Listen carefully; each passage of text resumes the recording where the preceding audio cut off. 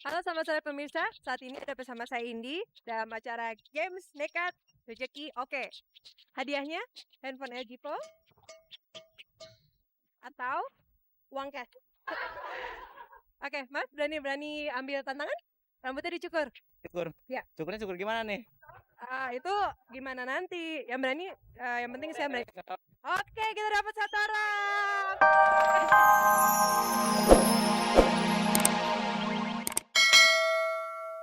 Apa kabar pemirsa? Jumpa lagi dengan saya Fani Rahmasari dalam tayangan paling bergengsi, Cek dan Dicek. Inilah tayangan infotainment yang akan membuka cakrawala Anda tentang kehidupan selebriti Indonesia. Selama 30 menit ke depan, kita akan menyaksikan berbagai informasi terbaru dan aktual dari dunia selebriti yang telah disiapkan oleh tim Cek dan Dicek. Berikut kita simak dulu kilasan tayangannya.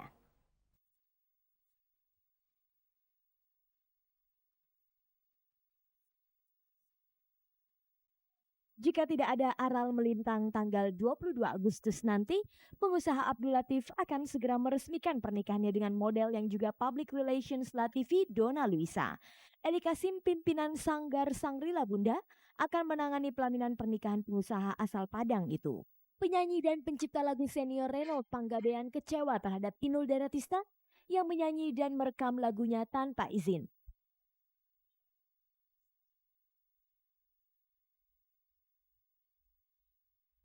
Pernikahan pria yang pernah dekat dengan artis Desi Ratnasari ini memang menarik untuk disimak.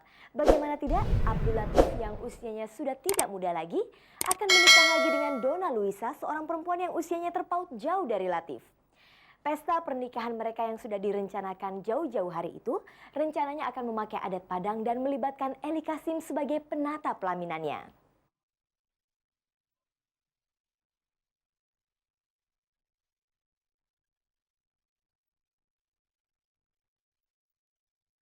Setelah 2 kali gagal dalam perkawinannya, sepertinya tidak membuat pengusaha yang juga mantan Menteri Tenaga Kerja di era Orde Baru Abdul Latif jera untuk menikah lagi. Jika tidak ada aral melintang tanggal 22 Agustus nanti, Abdul Latif akan meresmikan pernikahannya dengan Aina Haq Donna Luisa Hindarto atau yang lebih populer dengan nama Donna Luisa. Donna adalah manajer public relation TV swasta LaTV milik Abdul Latif. Resepsi pernikahan akan dilangsungkan di rumah pribadi milik Abdul Latif di kawasan Kalimalang, Jakarta Timur. 600 undangan telah disebar lewat kartu undangan berwarna coklat muda yang dilengkapi dengan denah alamat rumah. Acara pernikahannya itu sendiri sepertinya akan bernuansa adat Sumatera Barat, daerah asal Abdul Latif.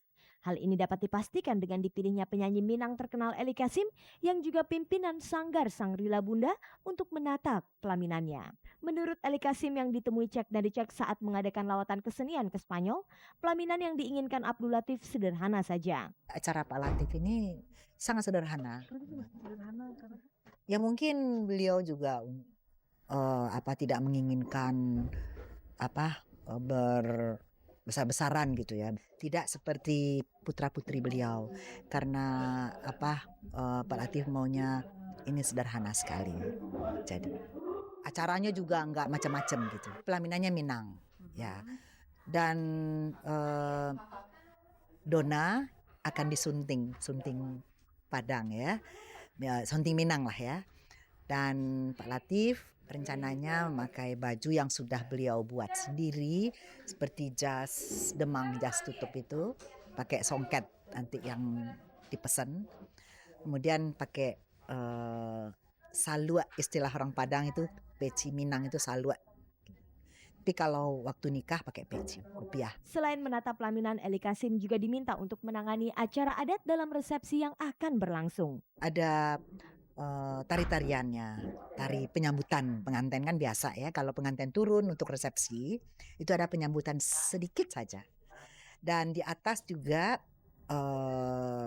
Bapak Latif minta sebelum pernikahan ada saluang aja sedikit, tradisi Minang saluang, alat tiup itu ya, yang sendu gitu untuk ilustrasi.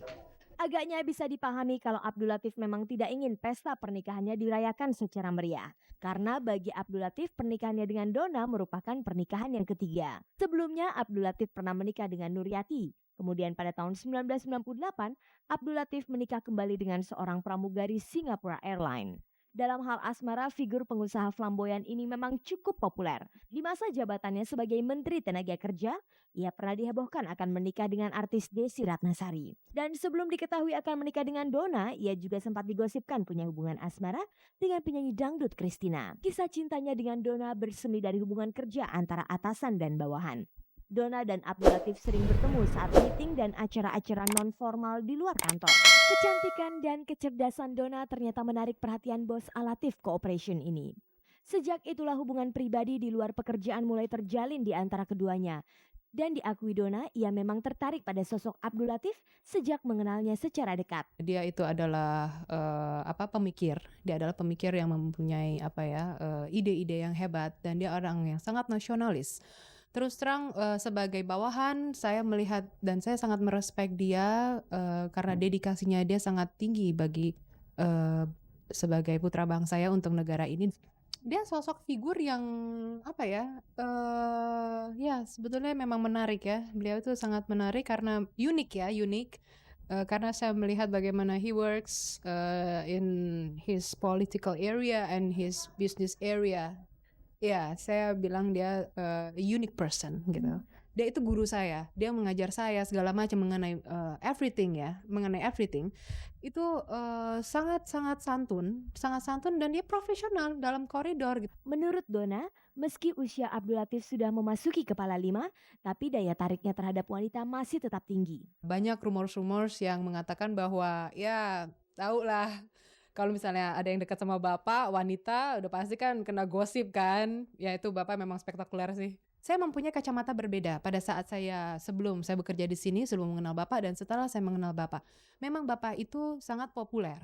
Dan saya tidak menyangkal bahwa kepopulerannya dia itu banyak orang yang ingin mendompleng kepopulerannya. Kayak seperti digosipkan dengan artis-artis segala macam. Ternyata pada saat saya masuk, saya melihat saya bekerja dengan Bapak Abdul Latif. Oh ternyata itu cuma gosip. Ternyata the fact-nya is not true. Maksudnya tidak seperti itu. Kok saya kadang-kadang tanya sama Bapak kok ditulis di tabloid seperti itu? Kenapa nggak pernah bantah? Ya sudahlah, itu terserahlah mereka mau buat berita apa mengenai saya. Mereka memang suka membuat berita mengenai saya. Ya sudahlah, nggak apa-apa, dia bilang begitu. Kalau begitu, apa komentar Donna tentang kedekatan calon suaminya itu dengan sejumlah selebriti wanita? Memang saya perhatikan ya, dalam sama kerja sama bapak banyak wanita-wanita yang suka sama bapak, maksudnya ngejar bapak, tapi bapak cuek-cuek aja tuh. Tapi maksudnya tidak ditanggapi serius sama bapak. Terus kalau saya lihat kok malah ceweknya sendiri yang GR gitu kan. Itu banyak hal-hal yang lucu. Jadi kadang-kadang saya ketawa-ketawa sendiri kan. Bapak tuh kok iseng banget sih gitu kan. Tapi isengnya udah masih dalam hal wajar ya. Bapak itu saya melihat bapak itu adalah orang yang soleh dan dia bukan orang yang sembarangan ya. Jadi makanya saya tuh respect sekali sama dia dan dia sangat menghargai saya gitu. Pemirsa, sebenarnya dalam hal ini Cek dan Dicek juga berusaha mendapatkan konfirmasi terbaru tentang kesibukan pasangan mempelai ini dalam mempersiapkan resepsi pernikahan mereka. Sayangnya baik Abdul Latif maupun Donna sulit ditemui. Abdul Latif sejak awal memang tidak mau berkomentar mengenai pernikahannya itu. Sementara Donna yang beberapa kali didatangi ke kantornya di Latifi di kawasan industri Pulau Gadung, Jakarta Timur tidak berhasil ditemui.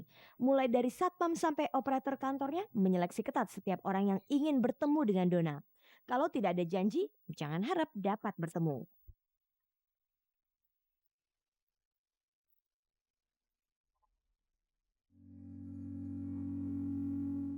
Pemirsa, dalam rangka ulang tahun Cek dan Dicek dan RCTI, kami menggelar aksi nekat yang kali ini mengambil lokasi di Universitas Jakarta. Bagaimana aksi nekat kita kali ini? Kita langsung saja temui Indi. Silakan Indi.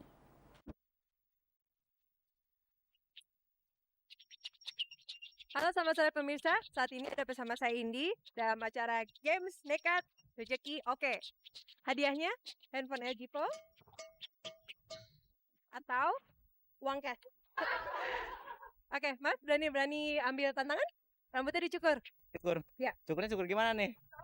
Itu gimana nanti? Yang berani, yang penting saya berani. Oke, kita dapat 1 orang.